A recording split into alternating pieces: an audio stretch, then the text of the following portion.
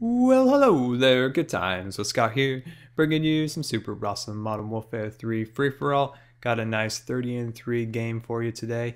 And how are you all doing, my Scar subscribers? I hope you're all doing good. And in this video, we're going to be discussing a little bit about class setup and the thought process about setting up your own class for free-for-all. So let's get into it. And the first question I pose is, what type of player are you? Are you somebody that wants to be super aggressive, use the perk setup such as a submachine gun with a sleight of hand, possibly a quick draw or a stalker, or are you somebody that likes to move around the map in a stealthy, slithery way, such as using assassin or blind eye, something like that? That's my question I ask you. How would you play it? With the sneaky way or the more aggressive way? And where I fit into this is I try to find the best of both worlds. I try to find the right combination of both, and that's what I think I've somewhat found here in the class setup that I'm using right here. Let me pull up a graphic and show you exactly what I'm using. So you can get a little idea here of what I'm using: my assault package, my perk loadout, and my weapons. I like to call this class setup high risk, high reward, in that it's a very dangerous class to use if the enemies have air support in the air and just you using the kill streak, such as the Predator, and calling in the helicopters.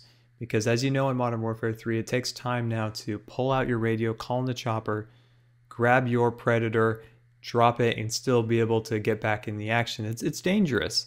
So it's a high risk, high reward situation. Still my go-to class setup for free-for-alls. I will make one other point, and that is never use this class if you are going to be joining a game in session, or if the enemies are dropping a lot of air support and things really aren't going your way.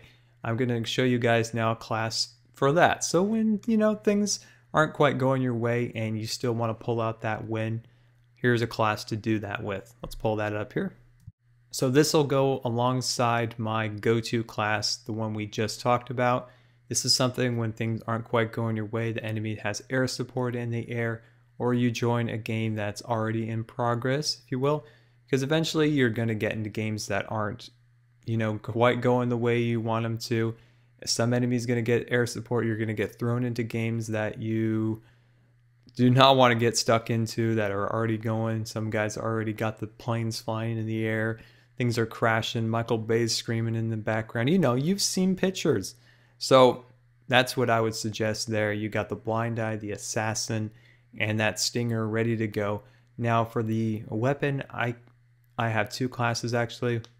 One with the submachine gun and one with the assault rifle. So I definitely have the, I just got owned.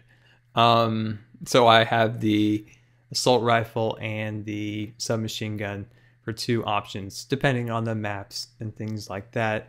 Say I was on Village, I would most likely pull out the assault rifle, or I was on the bootleg like this map, I would pull out the submachine gun. So I'm ready.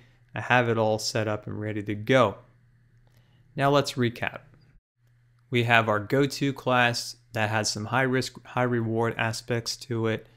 Then we have our sneaky, more stealthy class that we'll use when things aren't quite going our way, or we join a game that's in progress already.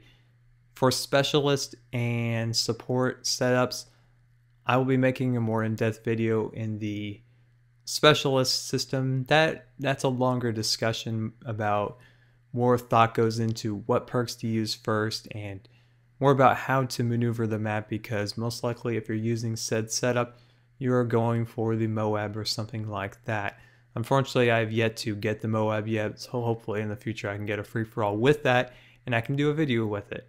But as you know, free-for-alls in Modern Warfare 3 can be a bit shenanigans fest, and it's difficult to not get shot in the back at a high kill count. At about 20, you get shot in the back. Yeah, it's kind of a bummer. So for the support class setup, I don't think Modern Warfare 3's team did a very good job with that setup. I think there's a lot of things they could have done better. I'll be doing a video on that soon, on how they better could have implemented that into the game.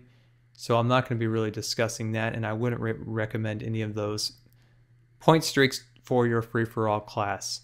So guys, this has been Good Times with Scar, and I really hope this helped you guys. If not, let me know why and how I could improve the video. And if you could share the video or give it a like, that would be much appreciated. And we'll see you later.